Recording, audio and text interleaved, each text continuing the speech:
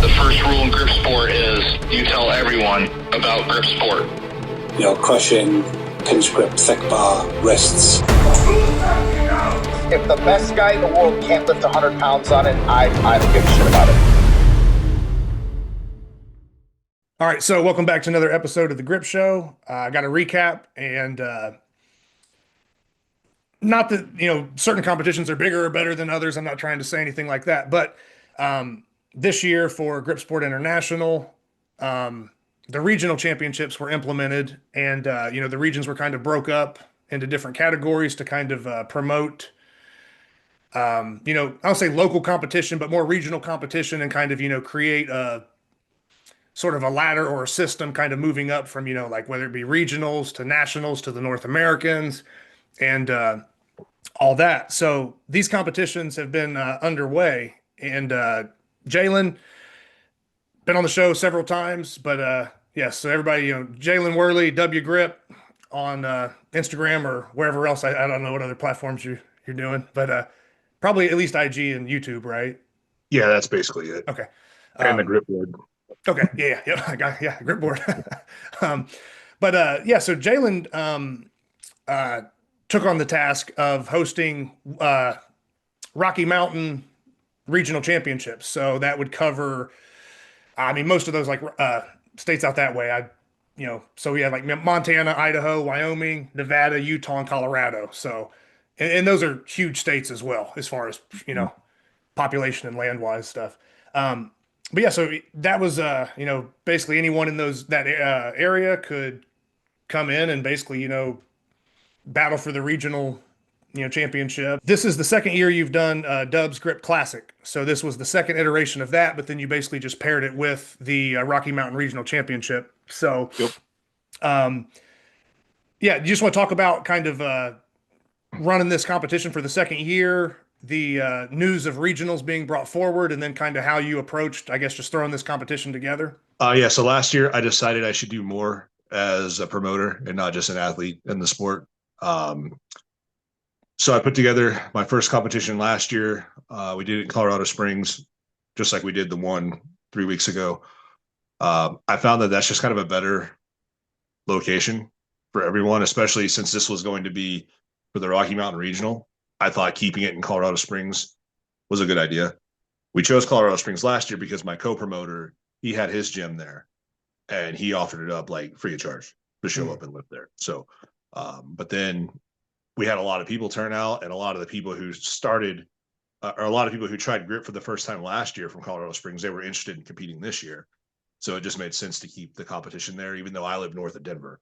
So it's a little bit of a haul for me to go down there, but I don't mind because we had 22 people show up. We had 24 people sign up this year. Yeah. 2 no showed up. So, to have 22 people is a great number, especially for a second year of a competition. So absolutely. Yeah. I enjoyed it. Last year we had some problems with scorekeeping and things, and I'm not throwing anyone under the bus or anything, but I think I delegated too much in my first competition. So this year I decided I was going to pretty much do everything by myself. Okay. And especially with me being selected to host the Rocky Mountain Regional, that there's really no room for error here. I know how to run a comp. I know what to do. So I just took on everything basically, except like loading the plates and stuff. I had a lot of people helping with that at the competition, which was nice, but scorekeeping and putting the whole thing together, it was pretty much like a one-man show this time. So, but it was good. I learned a lot last year and it went really smooth this year. So it was fun. I enjoyed it. And like I said, the turnout was just incredible. I was going to be happy if we had, 15 people sign up, and then to have 24 sign up and only 2 no show was great. Yeah, no, that's an awesome turnout. And then real quick, like I said, I don't want to take you off the train of thought too much, but as far as delegating and having plate loaders, I don't know what he charges, but it is possible in the future, if you're looking for plate loaders, that you could contact Ben Helms. I heard he is a hell of a plate loader. Yeah. I don't know, man. He doesn't have too many redeeming qualities to me. So no, Ben's a good guy. I would love to have Ben out. I'd love to have Ben out next year for Dub's Grip Classic 3. So Ben, you're invited. And you want him to just load plates, right? Not lift. Yeah, no, I don't care about him lifting. I just wanted to lift plates. Yeah. Yeah, exactly. Okay, yeah. Uh, so, anyway, now that I got out of the way, let's move on. But no, hey, that is an awesome turnout. I mean, anyone that's tried to start something from scratch in their area, it can be hard. Our sport's already small enough, and if unless it's like a nationals or a Arnold or something where there's there's already sort of like a foundation built, it can be really tough if you're just sitting up there like north of Denver and you're like, how do I get 20 people in the same room to do this thing? It's not as easy as some people think. So, yeah, no, congrats on just getting that kind of turnout for your second year. And I'm sure you probably improved upon even, the first year, just little things that just with experience, you probably improved upon. That's awesome. And then, as far as the events, I just want to kind of cover what events were on there. Did you want to break down the events or anything, just kind of what you selected or how that came about? Yeah. I wanted to choose things this year that I felt like everybody had a fair shot, if you will. Like last year we did axle and the Apollon's axle, the Ironmine one, and then we did 3-inch napalm blocks. We did the mini inch pinch, and then we did the fixed old school FBBC, the V bar. Yeah. And Okay. it was a pretty, like, I don't know, I kind of wanted like my first one to be kind of more hardcore, and we had a biceps get ripped. So on the V bar, so I decided, why don't I tone it down a little bit this year and choose things that are a little more friendly, especially to like novice lifters. So I feel like the event selection this year was better. People seem to have a lot more fun. So we went with 2.25 crusher. I also wanted to have implements that kind of like coincided with other things going on toward the end of the year here, the last 2 quarters of the year. So like crusher's always in King Kong. So you could train crusher for my event, but also be preparing for King Kong, right? So that's complementary, right? So we went with the crusher. We went with the 2 hand flask, which doesn't get contested too often. So I thought it was for a period of time though. Yeah. You know what I mean? There's like a string of a couple competitions, and then it just like disappeared, and it was like Saxon. And then it was kind of like, a couple people did Euro. And then like, and now I think the flask, I don't want to be wrong, but I want to say maybe Jason and Mike are doing a 2-hand flask for EOGC for like the Eastern Ohio thing for the regionals. I think that might be one of the events. I'd have to double check. Like I said, I'm kind of, I'm really just focused on this competition right now, but I think we might see a couple of, 2-hand flasks pop up. I don't know, maybe just kind of balance it out a little bit, but yeah, you're right. That hasn't been contested in a while. And I think it's also, it's a pretty fair width also. I mean, granted, it's not adjustable, but yeah, you're not, 2-inch or 3-inch. It's just a little over 2 inches, 2.25. But I think that's a good, kind of a good middle ground versus, going one way or the other, and people maybe feeling like they're getting, I don't know, slighted, or it's not quite their strong suit. Yeah, that was my rationale for picking that one. It wasn't exactly in the middle, but it's a little bit wider than the 2, but it's not so wide for the 3 that some of the people with smaller hands wouldn't, especially if you hadn't touched a 3-inch Saxon bar before. Yeah. Like if your hands are small and you never touched it, like you're not going to have a good time. So I thought the flask was fair. For sure. And then we went with the double shallow inch pinch. The key pinch events are always really popular, especially with newer people, because they're small. They seem real easy. You're not lifting like crazy heavy weights, so your body strength doesn't really come into a factor with key pinch stuff. So I always want to have one of those in there, and I really like key pinch myself, so I think it's on brand, if you will, to have a key pinch in my events. And I think it kind of just mixes it up as well, because I know it was contested, I believe, in North Americans, and and there were some great numbers lifted on that, so it already starts with a pretty good. As far as the database goes, you have North Americans, you have a good group of lifters that, are some of the strongest people out there. And it starts off with a implement that maybe doesn't have a big history, and it kind of creates a good, benchmark to start with. And now that it's being contested again, you're like, oh, well, we can see how this compares to North Americans, and we have a better sample size. So I think that, I think it's good. And yeah, I'm not, wild about key pinch myself, but I do see how it can kind of fit into those oddball lifts, because if we try to box ourselves in and host competitions with 3 to 4 events, and then everybody's just like, do the axle, do the 3-inch Saxon. And then you get to the point where it's like, don't get me wrong, I like the consistency to where we're not doing 1,000 different things and just losing all track of, what we're contesting, or, who knows, there's like 100, handles. Yeah, you don't want that. But at the same time, it's nice to be like, oh God, thankfully, finally some other stuff besides, I don't know, just some things that maybe you're getting, I don't say over contested, but you're not just doing more of the same. So, Yep. yeah, I mean, it's a good lift. I mean, you're very strong at that lift as well. But yeah, I think for, I don't know, just putting that out there that it is a thing. And, I'm trying to joke here a little bit, but I have the opening intro to the show where I have a quote of Adam Glass saying, if the strongest guy in the world can't lift 100 pounds on it, I don't give a shit about it. So thankfully,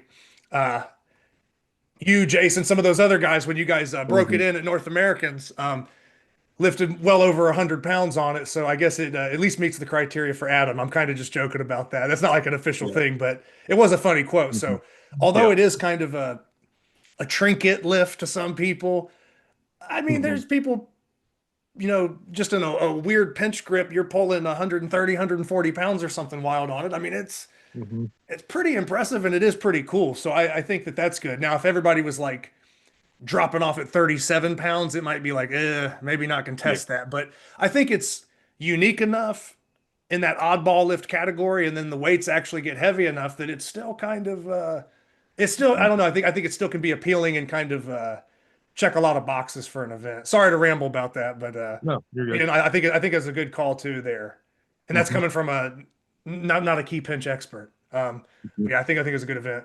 Yep.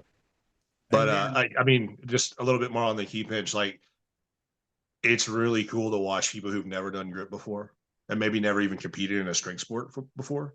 Like, it's fun to watch them get their hands on a key pinch thing, because it's like so counter to everything else that you associate strength sports with. You have the big thick axle, the rolling handles, the blobs, the plate pinches, and then there's just this little thing, and you just, yeah, it's almost counter to everything that we do, but everybody loves it. So I like to watch everybody have a good time with it. yeah, and I think the fact that it's a two-handed lift also kind of makes it, to me, I think the two-handed would probably be a little more exciting than a single hand. I'm speaking for myself, but so yeah, and then event 4, it's a 2-inch vertical bar, but you didn't do the it wasn't the solid V bar like the year before, was No, it? it was Yeah. it was on carabiner. So Okay, that's what I thought. I tried to get a vertical cannon from Luke, but I didn't get it in time. So we just used the grandfather clock. Luke's stuff always has like a better texture on it. So just trying to give people the best chance to pull a big number. And the vertical cannon and the grandfather clock are both allowed to be recorded as the same lift in the database. So Yeah, we're just trying to give as much of an advantage as we could, but we still had some decent numbers pulled on it, even though we used the grandfather clock that we have here. So yeah, I always like to have a V bar. Just keep the events diverse. It's a crush, but it's a little different.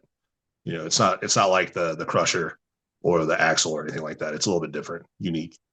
oh no, for sure. Because like I said, I don't want to go on a tangent just bitching about vertical lifts sometimes, but it's testing your grip at a different angle, like your whole wrist. You know what I mean? So a lot of it.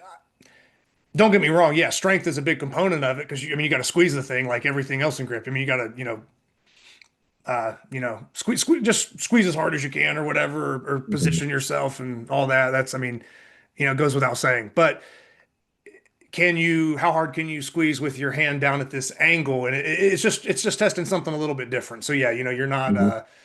It's not like a thick bar. It's not really a pinch. It's good. So I kind of put those V bars and anvil lifts in that category. Yep. And I think that it is, if I were to name like the big 3, obviously I'm leaving grippers out technically right now, but if I count like the big 3 of our sport, if we don't add the grippers for crush, you're pretty much looking at thick bar, pinch, and vertical lifts, in my opinion. And those categories are always kind of there. And then maybe that miscellaneous category where you might get a finish ball or the double inch pinch type thing, stuff like that. But yeah, no, I think that the vertical lifts are are good. But yeah, sometimes to me it comes down to like just who has better wrist mobility and can maintain a position more so than like, oh, who just has the biggest like raw power. So um, it it's a spot where I think some people could lose points that maybe are killers in other events, and then it's also a point where maybe people that aren't the best at certain events can actually shine. So I think it levels the playing field out and kind of just helps finding a well-rounded grip because you're just doing something a little different. So,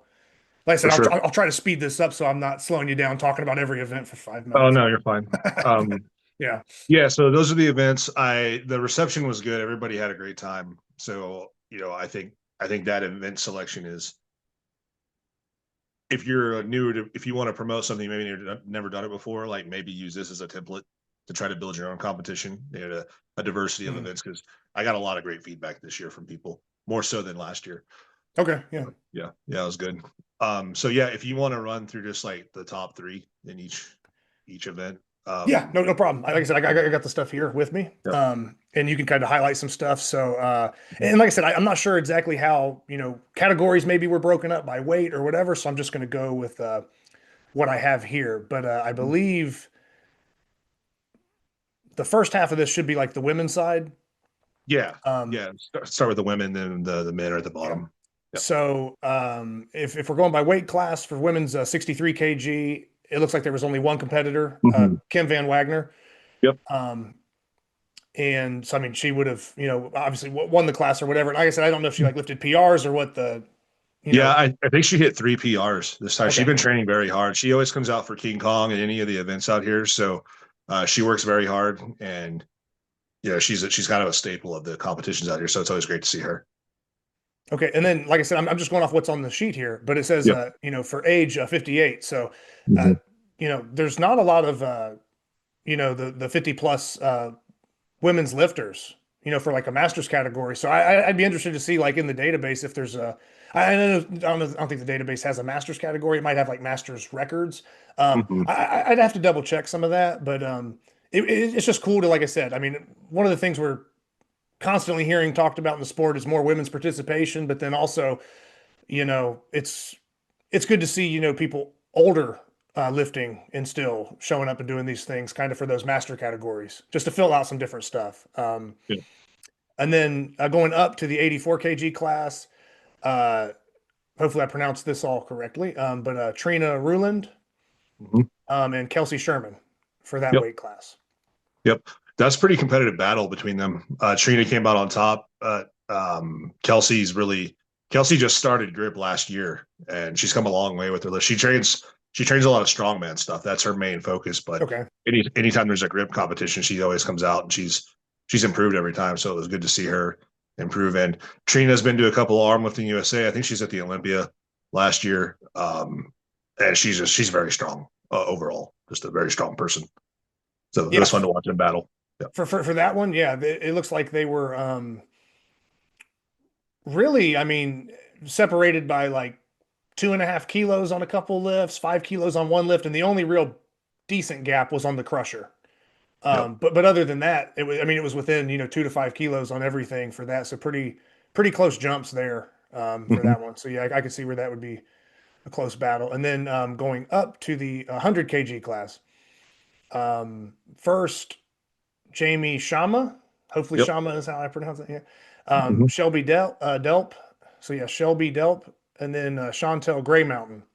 Mhm. So those would be the top three for that podium Yep. for women's 100. And yeah, this was Jamie's first grip competition. She never done grip before at Oh all. wow. So she trains at the gym where we held the competition, and the gym did a good job of getting people interested. And she showed up, and now she's from what I've seen, she's kind of hooked on it. So she's going to Okay. keep training it. So it's good. Yep. Yeah, no, that's good. And It's then also good when you have a gym or a venue that you're working with that, Mhm. is also helping you, kind of put the word out or, taking part in it and doing stuff. Because sometimes these people, I mean, they'll find a venue and they have no idea, like whoever's allowing them to use the space has no idea what the sport even is, and they're not like Right. promoting it. They're just letting them use the space. Like, yeah, sure, go over there on that platform. And it's Mhm. cool that the people were like involved in not just hosting it, but also, some of the lifters from there kind of joining in and maybe Right. bringing some new people to the sport. And Mhm. yeah, I don't know, or just maybe, yeah, that might build a culture there that even helps, Yeah, that's future what I'm guys. hoping. I'm hoping the people who showed up and trained at that gym, or even if they don't train at that gym, just people who showed up for the first time, go and tell, if they tell two friends and then they tell two friends, Mhm. it, it it'll explode out here, which is what we want. We want more people to come out. Yeah, and then Um, we're. Oh, sorry, oh, I didn't mean to I'll cut just you off. say, Yeah, Shelby, who took second, she came out last year to my comp. That was her first group competition, and her husband was with her this time, so it was cool that they were out there together, and she improved from last year. So it's just nice to see people come back and be stronger. It's not just something they come out to have fun with, like they've been training. hmm So it's nice to see that.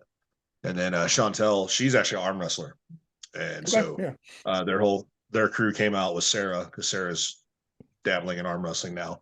I have Sarah Chappelow. I've seen some stuff like that. I've seen Yeah. some of So that.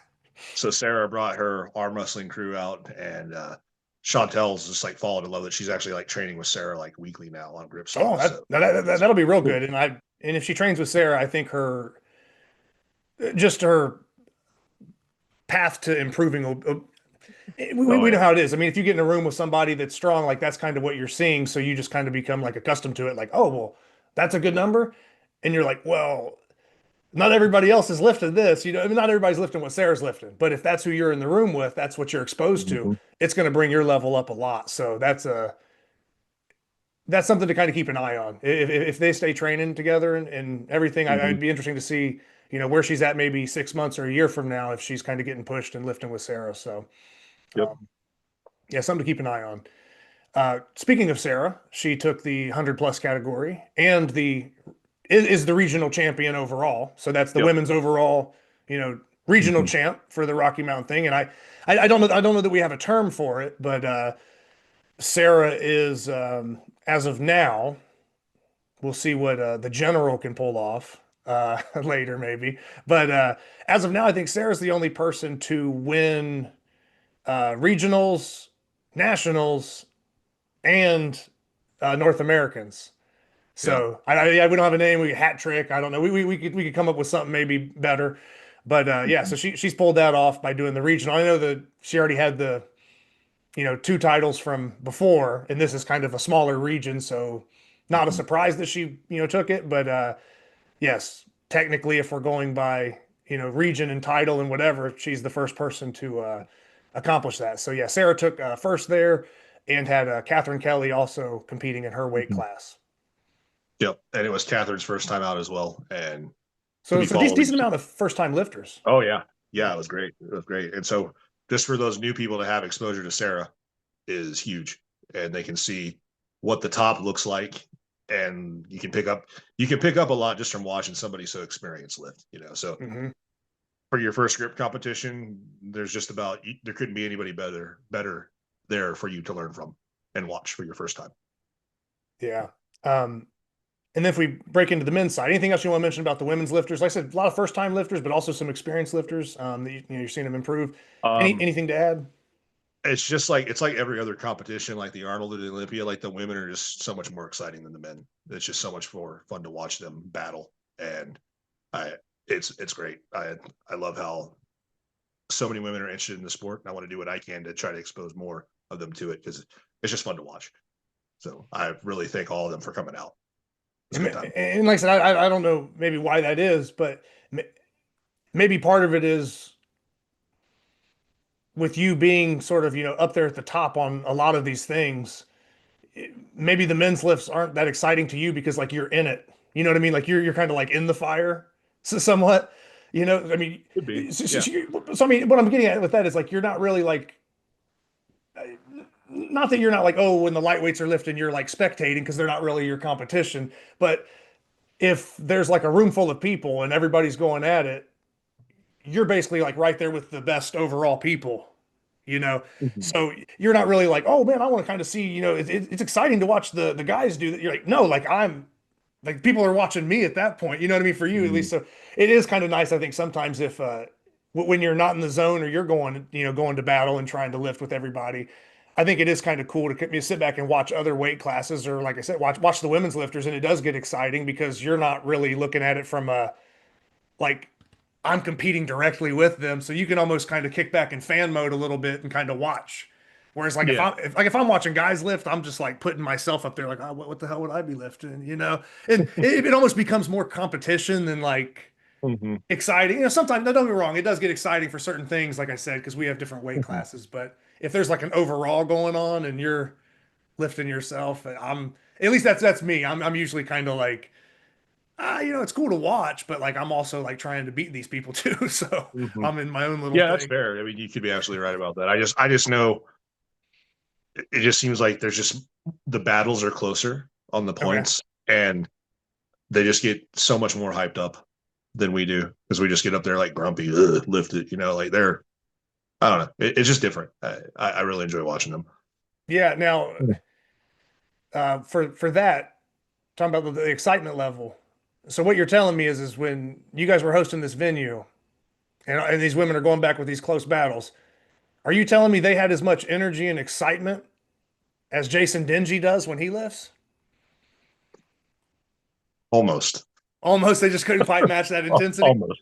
It's hard to match. It's hard to match that intensity, man. Yeah, Yeah. Jason is a Yeah. wild man. Yeah. I mean, Yeah. I'm not Yeah. even going to drag that out anymore and mess with him. Jason just breaks records and looks like he's just bored and bothered that he has to be there. Yeah. I mean, yeah, like nationals, man. It's like, dude, you hosted it. Like, if you hate it, why did you host it? Yeah. Yeah. He just He looked so unimpressed the whole time. It was great. Well, that's probably because Big Smoth was there, but that's a tale for another time. That is Uh, true. so we'll move on. I'll quit messing around with Ben plate loading and Jason's level of Yeah. excitement as he smashes PRs. And I'll get back to looking at this stuff. So if but I get what you mean. If they're having those close battles, especially if you have first time lifters and they're just hyped about this new thing, Hmm. definitely going to be fun to watch. Yeah. Going to the lighter weight men, so it looks like the lowest you had offered was 83 because sometimes, I mean, you're going to get one person in the class. So you break it up and kind of group people together. That's a smart Yeah. move. I had to just do the best I could with that. But the nice thing is, no matter whatever you weigh, that's why your lift's going to be recorded in the database. So, like Jesse Yes. Hagedorn, Jesse was in the 83 class, but he weighed 66. Yeah. He was in the 66 class, so his lifts go in the database as 66. So it was it was the only way I could like organize it in a way that made sense. No, and that's probably the best way to handle it for sure. And with him even being lighter, Jesse took first in that division. So, He's and we've so impressive, man. no, Like, Jesse's very strong for such a yeah. lightweight guy. And I had a chance to see him. I didn't talk to him too much, I don't think, at the Olympia in 23, the one in Florida. Mhm. Mhm. But I got a chance to see him lift live there. That was good. And then I've covered a lot of the events he's lifted in, whether it be you Mhm. or like Steve's stuff out that way. And then even some of the Arm Lifting USA stuff, the Olympias and some of those bigger things that he's done. And King Kong. I mean, Jesse's done very well in King Kong Yep. as well. So Yep. yeah, Jesse Hagedorn, I'm taking the first place there. Lewis And Schilling. Oh, sorry.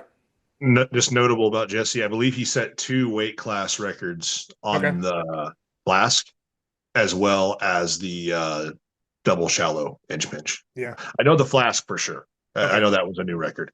So Did yeah, it he was fun to. add, did as soon as he got done, did he walk over to his phone and add that to his bio? I'm not sure. I'm totally Yeah, joking. Yeah. yeah. No, Jesse's, like I said, I don't know him, so I'm just kind of going off of Mhm. intuition. But no, Jesse seems like pretty reserved, pretty humble dude. So that Mhm. I'm making the jokes about people throwing random stuff in their bio about world records Yeah. because I talked about that not too long ago. But yeah, no, Mhm. Jesse's the type of dude that probably break like 5 records and you'd never even know it, and he's just boom on to the next thing. So Yeah, he's uh, he's just in the zone, man. He just shows up, does his thing, and leaves. yeah. But he's one of the nicest guys I know. So it's great that he's out here and he comes to every competition that we have. So really, No, really yeah, love Jeff. it is good. And like I said, that's good representation too, because sometimes for those lighter men's classes, it's very hard to fill out a podium for sometimes. Mhm. So, For sure. but yeah, so then second place, Lewis Schilling, and then Mhm. Elijah Conley in Yep. third there for that. And just a couple of notes here, and I'm good on time, by the way, so we can Okay, finish yeah. this. We have to rush. But Yeah. Lewis, he's never even done a grip competition. He trains grip, but he's never done a competition. He found the competition through Iron Podium. He was just browsing, Wow. and Okay. then he showed up. He had a training hall T-shirt on, like it was autographed by Ode. So like he knows of the sport. He just found the Yeah. competition randomly on the website. So it was kind of cool to have somebody just organically brand new show up, like not be asked by anybody. He just showed up Yeah. and participated. So yeah, that was cool. That is kind of And, unique because I don't know that I've heard of that happening on the show before. I mean, I know some people. I think for heavy hands, we even used Iron Podium. Um, but yeah, it's just cool to hear about different ways that the sport is reaching people. mhm. And whether that, like I said, be from the venue that you're hosting at, and they're putting up flyers or putting up something and posting, or just using that sign up process with Iron Podium, and then someone just finds it through that. So yeah, very very cool to hear someone Yep. finding a competition about grip. This thing, because often we all get into it early on, and it's like, where are these things at around me? Mhm. I'm watching it online, and that was like the hardest part originally was like, where are these competitions at? Now you get into it, you're like, oh, well, so and so's here, so and so's there. We kind of know where everything's at, but a lot Mhm. of people, they see it or they catch glimpses of it and want to try it, and there's it can be hard sometimes to navigate and figure out how to get to a competition or when are they happening. And yeah, so for him to find that kind of naturally, very very cool piece to add Mhm. in. Yep. And then Elijah, I want to try to call it something about everybody who showed up, even if they watched this or not. But one thing about him, he's pretty new to the sport. He just started not too long ago. So But he looks very young. I mean, I'm going off the sheet again, but yeah, 18. yeah, I mean, yeah. so And man, I never seen anybody grind out lifts like he did. I mean, we're talking get your grip, start lifting, it breaks off the ground. We're talking like 5 or 6 seconds to the crossbar multiple so times. He so just so he so he's doing that Cliff Keener. Yeah, yeah, exactly. Like the more he gets stronger, the more he tries. So it's like for us, it's the opposite. Yeah. So yeah, it was just really cool to see him like new to the sport, not quite sure how some of these implements are supposed to be. He doesn't have all the technical Hmm. parts down, but the dude would just like try and try and try. He would use his full minute, and I think there was twice with like 5 seconds left. He just tried again and got the thing up, and just real grinding lifts. It's really cool to watch somebody put that level of effort into it. Yeah, So and it's always good cool when on somebody them. makes a lift at like the last second or the last Oh part of yeah. their minute. It always makes it better because it's like Hmm. there are some of these lifts like friction based lift or other things where that can happen. Hmm. Whereas like in powerlifting, it's like, if you miss it, you miss it. You're, Right. could come Hmm. back if you got another attempt, but you're usually, if you miss, you're almost usually done unless it was a technical thing or something slipped up. But Yep. in grip, yeah, we there's a little bit more of that sometimes where people come back to hit lifts, but yeah. And yeah, I only mentioned Cliff Keener because Cliff has pulled off some ridiculous lifts and things where, like, I mean, I don't know if you remember the silver bullet where he got time on Yep. the number 4 at nationals, and then it's like every time you think he's done, he'll go like two or Hmm. three lifts beyond that, and then do like one more lift where he screams and it just comes up, and you're like, oh my Yeah. God, what is he Well, doing? because he held the 3.5 for like 20 seconds or something, right? And then we were like, dude, if you're that good at the 3.5, why didn't you try the 4? He's like, I don't know. And then he just gets up there and tries it and he does it. Like, okay, well, Yeah. good job. Oh man. Yeah. Like I said, I don't want to trail off, but he did a deadlift like that on axle at a Nate Phillips competition, alpha grip competition. This would have been December of 2024. Um, and him and Denji were going back and forth at the time. And Cliff, I think he had done like 417 or something at the Arnold, like the prior year or that same year earlier. And he just wanted to PR that. And he pulled like a death rep at 425. Hmm. And it was just so slow. I mean, 425 axle. And I was like, I filmed it for him, and then Cliff came back over to me, and he was like, I kind of went to hand him the phone, and he said, "Oh, I'm gonna go ahead and take the next one."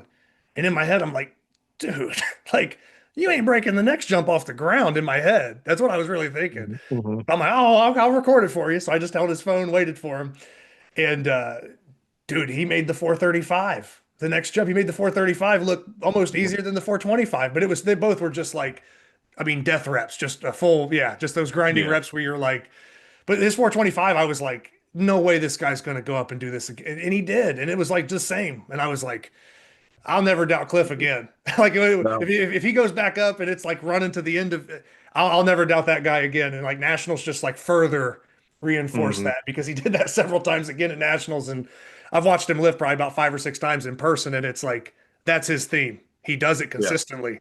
It's not like, Yeah. he pulled that lift, he pulled that out of nowhere and got lucky. Well, if we want to say he got lucky, he's been doing it every time I've seen him lift in person. So at this point, you Yeah. just got to like, It ain't luck anymore. Yeah. that's what he's doing. Yeah. But no, so yeah, cool to kind of see those comebacks and those lifts like that from Elijah there. Then someone that's not quite talked about enough, I think, in the sport, Steve Millard. So we go to the 105s, and I mean, so many people in the sport already know Steve, but a lot of times I think he does fly under the radar a little bit. And if people really got looked into what he's lifted and kind of checked out the stuff he's done, I think they'd be really surprised because Steve has Oh done yeah. some amazing things in the sport. Aside from all the hosting and everything else, I mean, as a lifter himself, he's top notch. So Steve winning the 105s, Mark Brotherson taking second, Joe Larson in third. And then, like I said, that would be the podium for that. But then also lifting in that weight class was Greg Delp, Jared, I want to say Phobes. I don't know if that's Yep. right. Okay. Yep. And then Andrew Kelly. Yep. Yeah. Anything about the 105s you want to kind of mention there? Yeah, there was a good battle with for like second through fourth. Mark kind of solidified second on the grandfather clock. He had a good lift there. But like Joe and fourth place, who did you say was fourth? Sorry, I can't remember. No, Joe was third. Yeah. Yeah.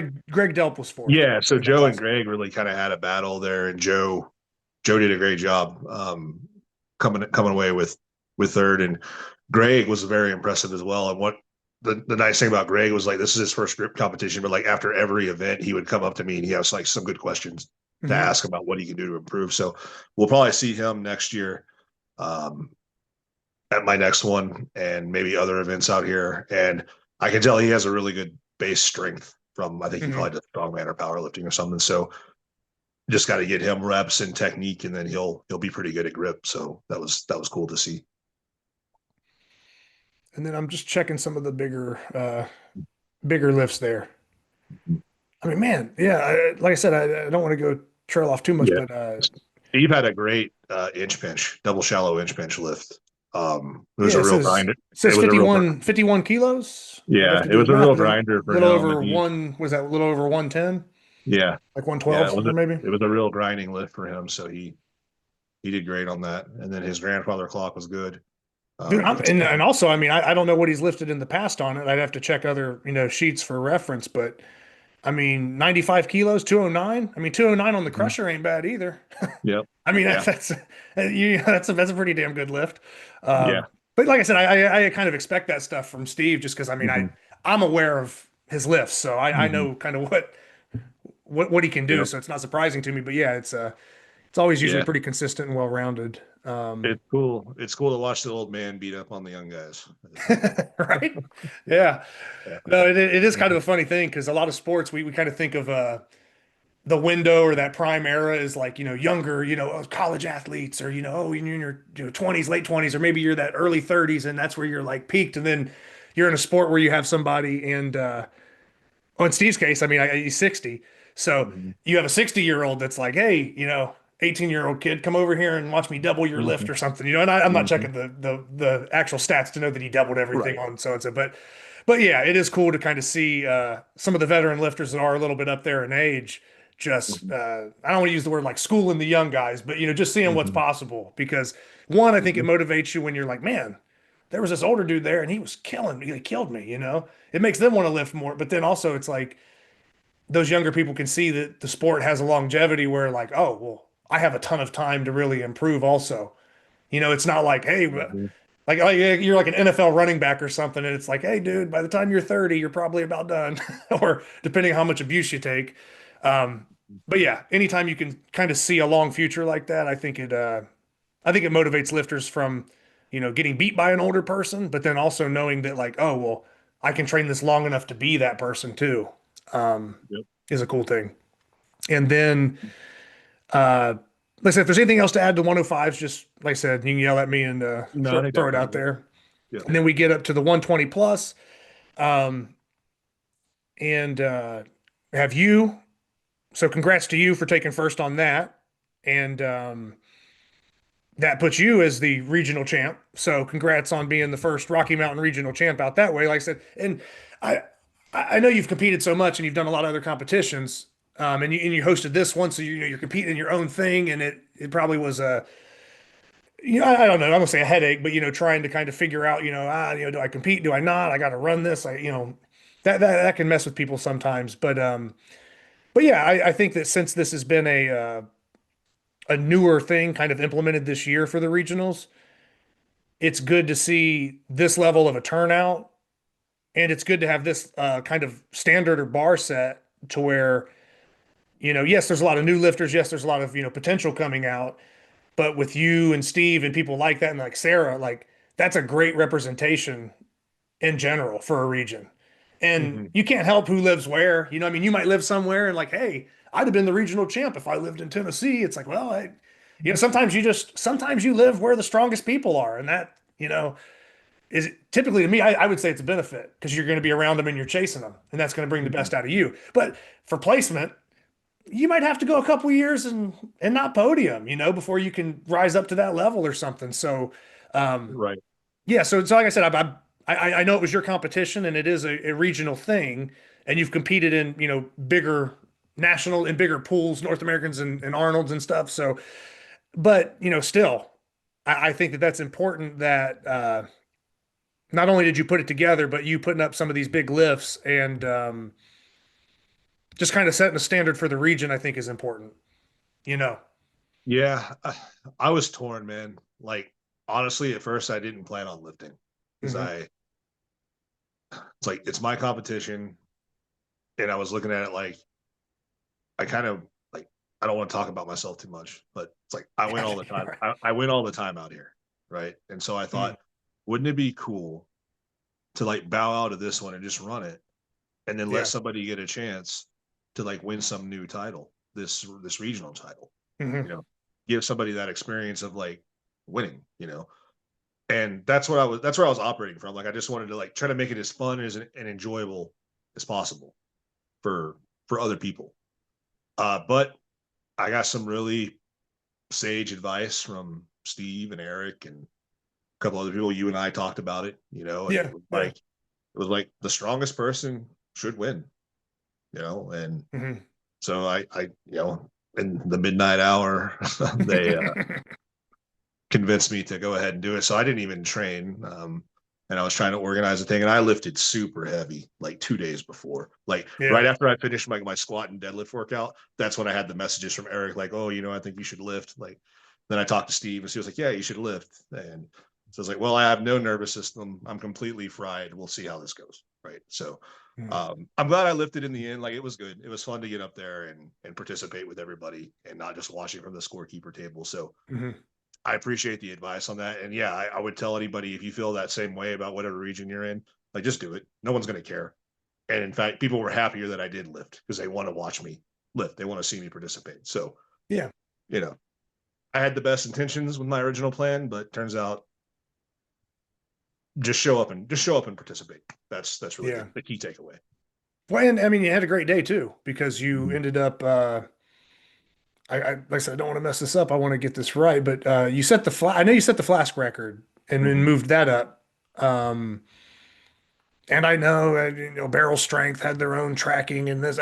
I'm strictly speaking from a Grip Sport International standpoint right now Mhm. because I know Carl had, and Arto, or people had submitted lists in the past, whatever. I'm not getting into who, what companies Sure. keeping track of their list and all that. I'm talking about this from a Grip Sport International perspective, or, really, I don't think Armlifting USA has ever entertained the flask, so No. um, for me, it's going to be a, under sanctioned competition, not just submitting a lift and putting it on a scale. Under sanctioned competition, yours is the highest lift in the database. So Mhm. that was just under 116 kilos. You being the lifter, you probably know what the pounds were. 255. Okay, 255. So Yeah. yeah, bump that up to 255. And uh, yeah, no, that's a solid lift on the flask. Um, big lift. I mean, I've Mhm. seen some people. I don't know, since it's been contested. I forget what it was, maybe 230s, 240s, or they're kind of hovering around there. Mhm.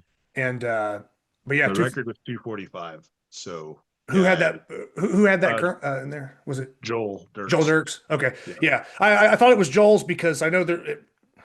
one point in time, like I said, I'm not gonna go too into depth, but I think at one point in time, Skillet had that record, and it was vanished, and whatever happened. But Mhm. but yeah, so it's nice to have that get contested again, and for you to pull that Mhm. lift off and bump that number back up there on an implement that was contested decently. It's had its moments, but to kind of bring it back in and also hit a record, I think it might kind of push some of these other people that are contesting it to kind of Mhm. give them a new mark to shoot for.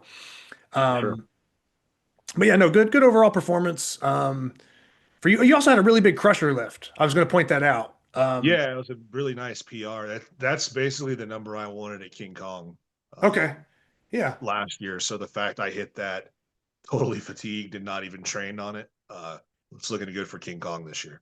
yeah, no, that's really good. Like I said, because I think that was one of the first thoughts I had. Like I said, we both know like who's lifting what in the sport, but like for some reason when I saw that, I think it's like 236 pounds or something, or is Mhm. that was that right? Yep. But when I saw like you hit 236, I was like, man, like I know you're strong, but like that still kind of surprised me a little bit. I was like, man, I know he's strong, but I didn't expect that. Like that was probably almost a bigger lift in my eyes. Not obviously the Flask record is the record, Sure. but to me, I'm like I could see Jaland doing 255 on the Flask. That doesn't necessarily surprise me. It's an Mhm. awesome lift. It's cool that it bumped up the record, but I could be if you told me like, oh, hey, Jaland hit 255 on the Flask, I'd be like, yeah, I know. Mhm. It's pretty regular. Mhm. But if you said like, hey, yeah, he damn near hit like 240 on the crusher, I'd be like, whoa, hold on, what? Like that kind of made me take a double take when I saw that number. I was like, 236, okay. Like Yeah. he bumped that one up. So I just wanted to point that out because, like I said, that was something I can remember seeing posted originally, and Yeah. kind of be like, I've man, been that was I've good. been doing I've been doing a lot of wrist work for the last Mhm. year, and it's paying off. So it Okay. was good. It was good to hit that number. In a way, I almost felt better about that than I did the Flask because I knew the Flask was dead to rights. Like I just knew it. Mhm. But Yeah, and uh, that's kind of what I was mentioning from my yeah, perspective. I kind of yeah, was like, I almost think that Crusher's better, but then you're like, well, one's a record, one's, I don't know, 20, 30 pounds shy of her. I don't know what the hell, what the biggest lift is on it. I have to check the yeah. database, but yeah, but it's like, no, for me, I, I don't know. I mean, you're talking 230s and getting up there towards 240. I mean, that stuff like the best of the best. I mean, that's, the territory that starts to go to. Um, but rounding out that podium for you guys, Akeem Jenkins, Mhm. Matthew Baker, and then Yep. is it Sire? Cire? Saray.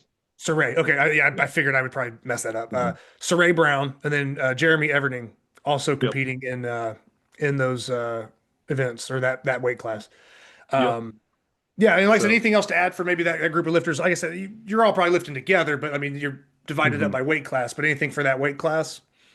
um, yeah. So Akeem, he and Mark Brotherson, they've been trying to do more promoting out here in Colorado. So it's cool to have them out. They're trying to run stuff. I think they did a Super Series venue, Mhm. which was cool. So the more people we have out here doing things, the better. And Akeem had a great performance. It's funny we laughed at him the whole time because he was talking about how much he hated the Flask, but he Going just kept up. going. He just kept going on it. So it's like I know you hate it, but you're really good at it. So you should train Yeah. it more. So that was cool. He had a really good performance. So it was cool to see him get second. And then Matthew Baker, he's part of the arm wrestling crew that came with Sarah, along with Saray. So Sarah's Saray, putting in some work here, promoting, yeah, recruiting. he is. It's great. Matthew did awesome, and yeah, he's got a really strong pinch for never touching the thing before. So, um, really excited to see him continue with the sport and see what he can grow into. He's just a massive dude too. So is Saray. They're just huge dudes. So arm wrestling. I know Saray, like he's actually the one who's been helping Brian Shaw prepare for his arm wrestling matches. All right. So that's some background of those guys there. So, but they fell in love with grip, and we all live real close out here together. So I'm sure we talked about them coming over to my place and they can try out all the cool stuff I have here. So, it was a great day of competition and just networking, meeting new people, and just getting so many new people interested in the sport and fired up about it and give them a new, novel, exciting way to kind of mix up their training a little bit. So it was the competition was a total success. So it was a great day, and I'm looking forward to the third edition next year. Will it be the Rocky Mountain Regional again? I don't know. Sounds like anybody is kind of up for grabs to do that, but Yeah. I'd be happy to do it again if it fell on me. I I had a great time doing it. Okay. And then I said the dust is sort of just settling from some of these regional competitions. I know it's been a couple weeks, but I don't want to start throwing questions at you like, oh, well, if you were to host, what events would you change? I don't want to get down this hypothetical. I don't want to get like too hypothetical. You know what I mean? Like Mhm. we'll probably just figure that out. You know, as time We're goes we're on. You we're, know. we're definitely doing double overhand axle next year. I had several people request it. Okay. So that's definitely going to be on my competition list next year for my competition, whether it's the regional championship or not. Or the Uh, third. Yeah, and that's what I should have asked you. I guess instead was if you end up not hosting regionals, you're still going to go along with the Dubs Grip Classic and oh keep that yeah, an I'm annual I'm going to do it competition. every year. Yeah, I'm going to do Okay. it it's too much fun to not do it. So, but yeah, definitely double overhand axle for sure. Okay. No, well, like I said, I look forward to it, and yeah, we covered the first one on the show, and covering the second one now. So yeah, whenever the third one starts popping up, Mhm. yeah, it'll be interesting to see the turnout and how it shapes up. Mhm. And Yeah, it'll be the same time. I like to do it July. I feel like that's a good time to do it. It's kind of in between some of the bigger competitions that have been going on. It's a good time to fall between like nationals and the Olympia. I feel like mhm. it was a good time to throw that in. So yeah, we'll do it again in July. And I would love to have people, whether it's the regional championship or not, I'd love to have people try to make the trip out and come check out. Colorado's a great place to be in July, so you can take a little vacation, come get some lifting in, and hang out with me and Sarah for a little bit. Well, what we need to do is you need to get you guys up. We need to put a platform at the top of Pikes Peak and There you go. have you guys lift up there.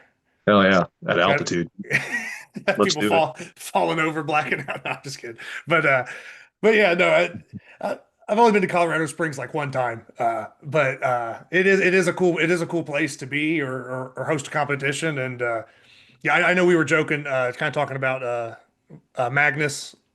Yeah, Mhm. I made some comment about him, like with his kind of how he whatever he did, like his is it like the Magnus for Magnuson Classic or something, or whatever his Mhm. strongman thing is. But I was like, yeah, he's got these dudes out here like lifting giant natural stones on a sheet of ice and like in a blizzard Mhm. or something. But yeah, that's what I was envisioning with like a Yeah. platform up on Pikes Peak. Is just like, Mhm. yeah, just get up there that high altitude, and Mhm. of course, people probably you got to make it there first Yeah. if you climb it up. I'll see what I can come up with. Well, no, we don't need to do it on the top of a giant mountain or anything. Yeah. But yeah, just kind of messing around about the area. Mhm. But no, man, awesome turnout. Great work from the promotion side of things, getting new people involved and keeping them around. Keeping them coming Mhm. back. So good job doing that. Great job on your performance, Sarah's performance. Being regional champs. Mhm. And yeah, like I said, I mean that really just kind of wraps it all up. So I mean, if there's anything else you'd like to add, go ahead. And if not, we could pretty much kind of just stop there. Yeah. No, I think we covered everything. Again, just thank you to everybody who came out, and um, it's just cool to see how many people care about the sport and want to be a part of it. And I hope next year, I'll do more work from the promotional side. I just time's not something I have a lot of these days, Hmm. but next year I think I'll start planning a little bit earlier, and maybe life will be a little bit kinder to me next year than it was this year. I'd like to have 30 plus people next year if we can do it and run two platforms, and that way we're Yeah. not there all day. But um, yeah, I want to, just like anything else I do, I just want to continually improve. So, and I can't do it alone. So if you competed at the competition this year, tell people, and let's do it again next year and make it bigger and better. So thanks, Zach. Appreciate the time. Okay. Yeah. No problem. Thank you.